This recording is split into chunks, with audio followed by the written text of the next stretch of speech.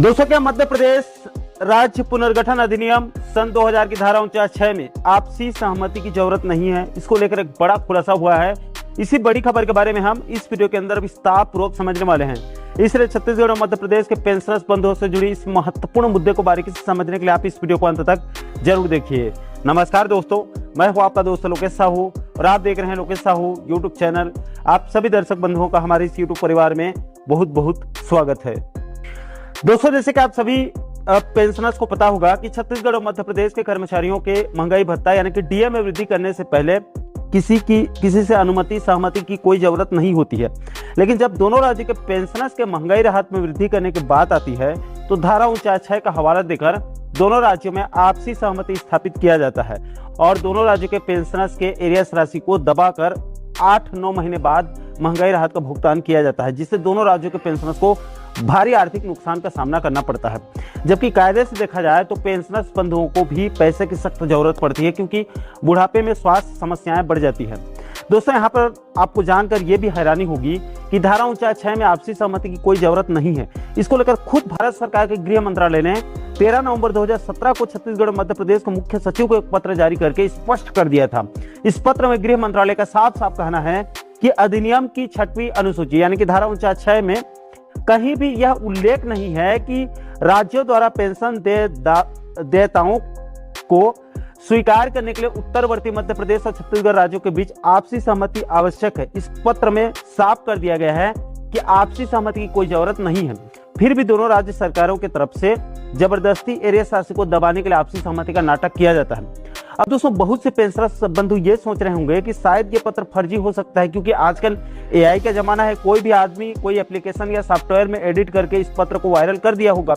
अगर आप लोग ऐसा सोच रहे हैं तो आप बिल्कुल गलत सोच रहे हैं, क्योंकि ये पत्र 100% सही है।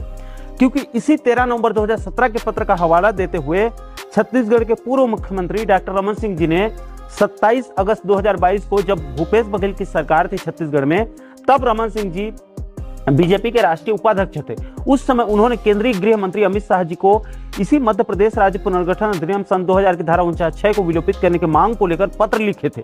इस पत्र में पूर्व सीएम रमन सिंह जी ने साफ साफ लिखा था कि भारत सरकार के द्वारा दोनों राज्यों के मुख्य सचिव को प्रेषित पत्र 13 नवंबर 2017 के अनुसार पेंशन दायित्व के लिए उत्तरवर्ती राज्यों की पारस्परिक सहमति की कोई आवश्यकता नहीं है।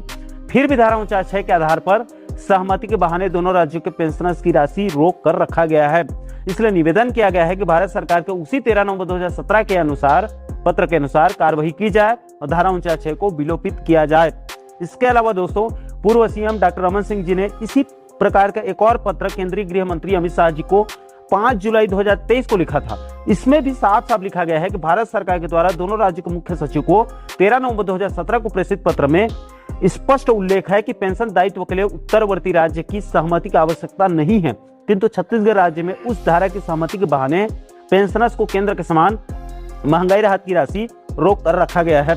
दोस्तों, पूर्व सीएम डॉक्टर रमन सिंह जी के द्वारा गृह मंत्री अमित शाह जी को लिखे गए इन दोनों पत्र से स्पष्ट हो जाता है कि भारत सरकार गृह मंत्रालय के 13 नवंबर 2017 का ये पत्र 100% सही है। इसके बाद दोस्तों, इस धारा 49(6) में आपसी सहमति की जरूरत नहीं होने को लेकर अभी 2025 में भी एक बड़ा खुलासा हुआ है। उसे भी आप लोगों को अच्छे से समझने की सख्त जरूरत है।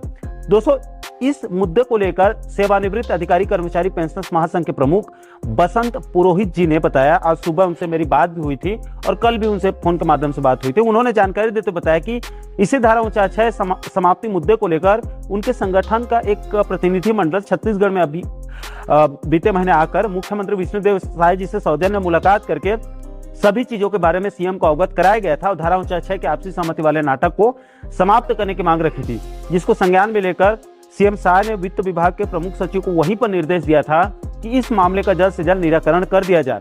लेकिन इसके बाद भी कोई समाधान नहीं होने की सूरत में फिर बसंत पुरोहित जी के उन्होंने अपने एडवोकेट मारूफ उल्ला सिद्दीकी जी के माध्यम से छत्तीसगढ़ वित्त विभाग को एक लीगल नोटिस भेजकर जानकारी मांगी गई, जिसके जवाब में फिर छत्तीसगढ़ वित्त विभाग ने इसी सितंबर में 4 सितंबर 2025 को 2 पेज का एक जवाब वकील के साथ साथ बसंत पुरोहित जी को भेजा, जिसके दूसरे पेज में यहाँ पर खुद छत्तीसगढ़ वित्त विभाग का साफ साफ कहना है कि राज्य पुनर्गठन अधिनियम 2000 के संदर्भित प्रावधान एवं महालेखाकार के परामर्श से निर्धारित की गई प्रक्रिया अनुसार मध्य प्रदेश और छत्तीसगढ़ राज्य के मध्य पेंशन देनदारी का विभाजन किया जा रहा है, जिसके आधार पर महालेखाकार द्वारा संबंधित उत्तरवर्ती राज्यों का दायित्व निर्धारण कर उस राज्य की देय राशि का समायोजन सीधे रिजर्व बैंक के माध्यम से किया जाता है।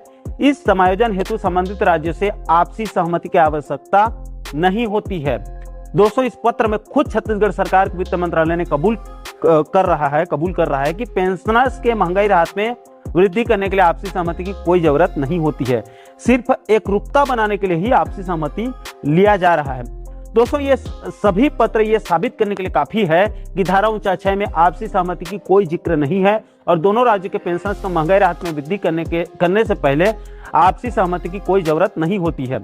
इसको दोनों राज्यों के पेंशनर्स के महंगाई राहत के एरियस राशि को दबाने के लिए जानबूझकर आपसी सहमति का नाटक किया जा रहा है। दोस्तों, बसंत पुरोहित जी ने यह भी बताया कि इस धारा 49 के संबंध में उनके तरफ से मध्य प्रदेश वित्त विभाग में एक आरटीआई लगाकर जानकारी मांगी गई कि धारा 49 का औचित्य क्या है, यह धारा केंद्र की है या राज्य की है, इसके संबंध में विस्तृत जानकारी मांगी गई।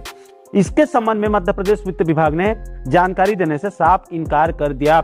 इससे भी यह सिद्ध हो जाती है कि धारा 49 में आपसी सहमति का कोई जिक्र नहीं है। सिर्फ दोनों राज्यों के पेंशनर्स के एरियस राशि को दबाने के लिए आपसी सहमति का नाटक किया जा रहा है और दोनों राज्यों के पेंशनर्स को दोनों राज्य सरकारें बेवकूफ बना रहे हैं। बसंत पुरोहित जी ने दोनों राज्य सरकारों पर बड़ा आरोप लगाते हुए यह भी कहा है कि वित्त विभाग में नीचे के बाबू लोग आईएएस अधिकारियों को गुमराह कर रहे हैं और फिर आईएएस अधिकारी वित्त विभाग के सचिव लोगों को गुमराह कर रहे हैं और फिर वित्त विभाग के सचिव वित्त मंत्री और मुख्यमंत्री को सही जानकारी नहीं दे रहे हैं। इसलिए धारा 49 अब तक समाप्त नहीं हो पाई है, वरना ये कब का समाप्त हो जाती। ये बसंत पुरोहित जी ने बड़ा आरोप लगाया है। दोस्तों, अंत में आपकी जानकारी के लिए यह भी बता दूं कि इसी धारा 49 मुद्दे को लेकर pensioners welfare association Madhya Pradesh के प्रदेश अध्यक्ष आमोद कुमार सक्सेना जी ने एक याचिका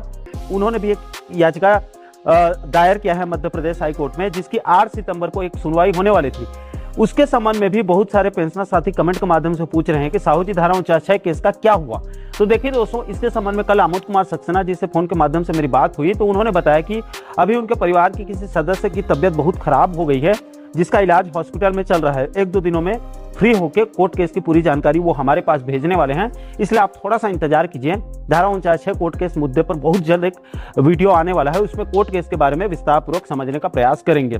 बाकी दोस्तों, धारा 49 आपसी सहमति मुद्दे को लेकर जिस प्रकार से एक के बाद एक खुलासे हो रहे हैं, उससे एक बात तो तय हो चुकी है कि या तो मजबूरी में दोनों राज्यों के डबल इंजन सरकार केंद्र को पत्र लिखकर धारा 49 समाप्ति करवाएंगे या फिर हाई कोर्ट के माध्यम से धारा 49 आपसी सहमति का खात्मा हो सकता है।